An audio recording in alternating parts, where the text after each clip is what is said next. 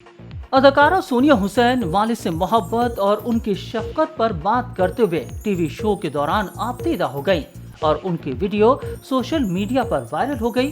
सोनिया हुसैन हाल ही में new TV के programme जबरदस्त में शरीक हुई, जहां उन्होंने शोबिस कैरियर समेत जाती जिंदगी पर भी खुलकर बात की।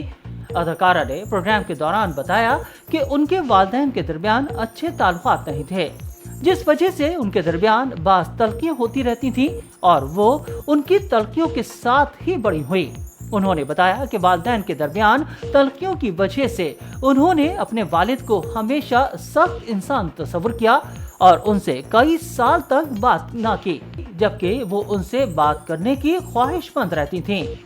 उन्होंने एतराफ़ किया कि उन्होंने मर्द होने की वजह से वालिद को सख्त तस्वुर किया और उनसे बात न की, लेकिन उन्हें कई साल बाद एहसास हुआ और उन्होंने माहिर नफ्सियात से भी मदद ली, जिन्होंने उन्हें वालिद से दूरी का एहसास दिलाया और वालिद से बात करने का मशवरा दिया।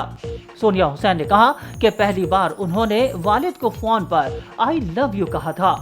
और उस वक्त उनकी जानिब से इज़हार मोहब्बत का सुनते ही उनके वालिद रो पड़े थे और वो फोन पर वालिद की सिसकियों की आवाज़ें सुन रही थीं। उन्होंने बताया कि वालिद के रोने के बाद उन्हें एहसास हुआ कि उनके वालिद कितने नरम दिल हैं। अदाकार का कहना था कि बाद वो सयाहत से वापस आईं तो उन्होंने वालिद के पांव दबाए और उनकी खिदमत की और फिर उनके दरमियान अच्छे रवाबित और ताल्लुकात शुरू हो गए।